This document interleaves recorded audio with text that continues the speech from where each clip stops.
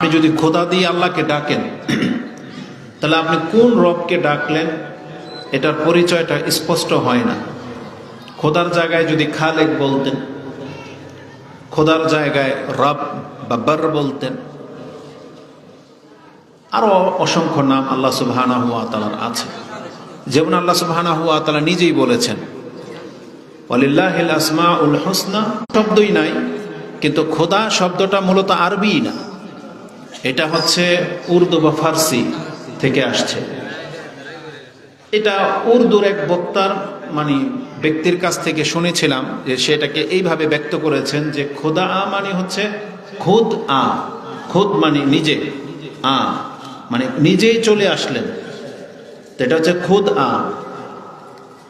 তো মানে কি তার আগে আল্লাহ কোথায় ছিলেন? তাহলে তিনি যে নিজে নাশিদের প্রথম বলবো হইেন না, এটা হচ্ছে কল্যাণকর।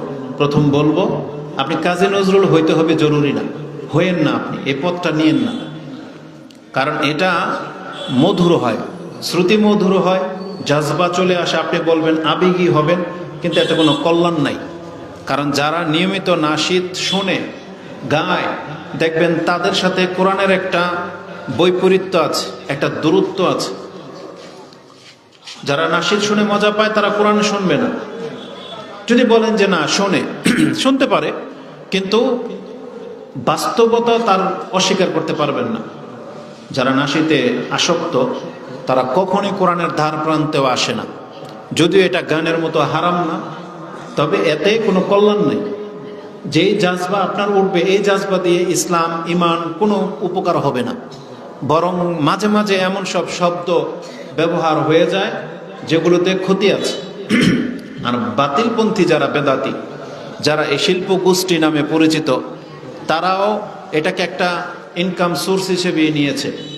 বিভিন্ন স্টেজে যেয়ে তারা এই গজল গাবে, তাদের টিম এবং ভোকাল সাউন্ড তারা ব্যবহার করে। এতে জাতির কোনো উপকার হবে না, ওই একটু মজা লাগা ছাড়া। রাসূলুল্লাহ সাল্লাল্লাহু আলাইহি ওয়াসাল্লাম কখনো এর চর্চা করাননি। যদি বলেন যে রাসূলুল্লাহ সাল্লাল্লাহু আলাইহি ওয়াসাল্লামের মজলিসেও একজন কবি কবিতা পাঠ করত, তাহলে কবিতা ওই বাক্যগুলো যেটা ইমানের ভিত্তি ছিল ওই সময়, আপনি চাইলে এটা দলিল নিতে পারেন। আমরা তো এই জন্য হারাম বলতে পারতেছি না সরাসরি, যার ফলে আপনাকে বা আমাদের ভাইদেরকে কি বলবো যে এই পথটা নিয়েন না, কারণ এটা কোনো কল্যাণকর পথ না। ওর চাইতে যদি আপনি ছোট্ট একটা সূরা পাঠ করতেন, এক এক অক্ষরে 10 নেকি, এক এক অক্ষরে 10 নেকি পেতেন। এই বাচ্চাদের কণ্ঠগুলোকে কোরআনের ক্ষেত্রে ব্যবহার করেন, যত সুরেলা কণ্ঠ হবে, যেমন আমাদেরকে আল্লাহ সেই কণ্ঠ দান করেননি বা আমাদের নাই, আমরা অযোগ্য এই ক্ষেত্রে। আর নাশিদ যারা গায় তাদের কণ্ঠ মাশাআল্লাহ আল্লাহ তাদেরকে দিয়েছেন, তো সেই ক্ষেত্রে আমরা বলবো সেটাকে কোরআনের ক্ষেত্রে ব্যবহার করতে। আর জায়েজ যেগুলো গান আপনি গাইতে পারেন, কিন্তু আমরা এটাকে উৎসাহিত করব না যে আপনারা উৎসাহিত হয়ে নাশিদ প্র্যাকটিস করেন, এটা আমরা বলবো না, কারণ এতে তেমন কোনো কল্যাণ নাই। আর গাইলে এই শব্দগুলোকে পরিহার করতে হবে যেগুলোতে শিরক বাড়াবাড়ি রয়েছে। কারণ রাসূলুল্লাহ সাল্লাল্লাহু আলাইহি ওয়াসাল্লাম কি বলেছেন? তাকে যখন সম্বোধন করা হলো, ইয়া রাসূলুল্লাহ, ইয়া খায়রানা, ইয়া ইবনা খায়রিনা, ইয়া সাইয়্যিদিনা, তোমাদেরকে নিয়ে না নে, ফা ইন্নী আব্দুল্লাহি ওয়া রাসূলু ফাকুলু আব্দুল্লাহ ওয়া রাসূল, আমি আল্লাহর বান্দা এবং আল্লাহর রাসূল। তোমরা যখন আমাকে সম্বোধন করবে তখন এই শব্দগুলোকে খেয়াল করে উচ্চারণ করবে। সাইয়্যেদ, নেতা, মাওলানা বলতে বলতে এমন শব্দ তোমাদের মুখ থেকে বের করে দিবে শয়তান, তখন তোমরা বিপদগামী হয়ে যাবে। এজন্য আমি হচ্ছে আল্লাহর বান্দা এবং আল্লাহর রাসূল, ফাকুলু আব্দুল্লাহি ওয়া রাসূল, তোমরাও আমাকে আল্লাহর বান্দা এবং আল্লাহর রাসূল বলে সম্বোধন করো। আরেকটা বর্ণনা আসছে, লা তাতরুনি কামা আতরাতিন নাসারা ইবনু মারিয়াম ফা ইন্নী আব্দুল্লাহি ওয়া রাসূল, যে তোমরা আমাকে মারিয়ামের তনয় ঈসার মতো বাড়াবাড়ি করো না। তারা তাকে সম্মান দিতে দিতে ইবনুল্লাহ পর্যন্ত বলে ফেলেছে। লা তাতরুনি, তোমরা আমাকে নিয়ে বাড়াবাড়ি করো না, এইভাবে রাসূলুল্লাহ সাল্লাল্লাহু আলাইহি সাল্লাম নিষেধ করেছেন। কেন বললাম এটা? কেননা আমরা কিছু নাশিদ শুনেছি, তারা সরাসরি যেমন রাসূলের কাছে চাচ্ছে, সেই গান গজলগুলোর মধ্যে মনে হচ্ছে যে আল্লাহকে না বলে সরাসরি রাসূলকে বলতেছে। যে যেমন একটা বক্তব্য আমরা শুনেছি, কি যেন, ইয়া মদিনার বুলবুলি তোমার নামের ফুল তুলি, এরকম একটা শব্দ, ইয়া মদিনার ও মদিনার বুলবুলি তোমার নামের ফুল তুলি। মানে কি? অর্থহীন কথা।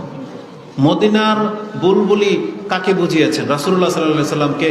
তো তার নামের ফুল তোলেন মানে তার নামের কিসের ফুল আছে বা কি তোলেন? যদি বলেন যে তাহলে ফুল তুলি তার নামে, তাহলে শিরক হয়ে যাবে।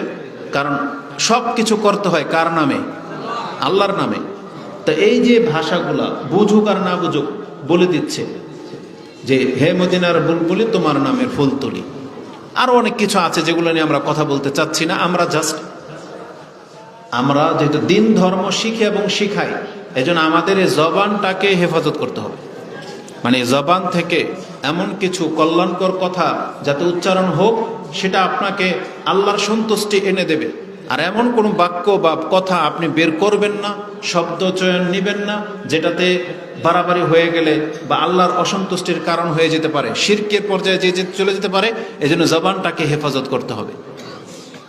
এক্ষেত্রে কঠিন হাদিস ব্যবহার করেছেন ইমাম বুখারী এবং মুসলিম।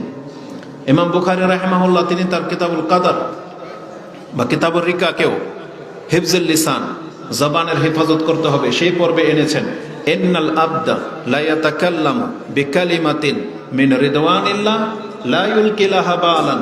একজন বান্দা সে এমন একটা মুখের কথা উচ্চারণ করে আল্লাহকে সন্তুষ্ট করে দেওয়ার মতো, কিন্তু সেই ব্যক্তি কোনো ধারণাই নেই তার কি বলেছে। লা ইউলকিলাহা বালান, সে এটার মানে কোনো প্রভাব চিন্তা করে বলে নাই।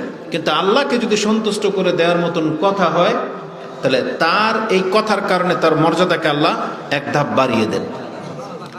আর যদি ওয়াইনাল আবদা ইয়াতাকাল্লামু বিকালিমাতিন মিন সাখাতিল্লাহ লা ইউলকিলাহা বালান, সে খেয়ালই করলো না যে সে কি বলল, আর এটা যদি আল্লাহকে অসন্তুষ্ট করে দেওয়ার মতন বাক্য হয়ে যায়, রাসূল সাল্লাল্লাহু আলাইহি সাল্লাম বলছেন ইল্লা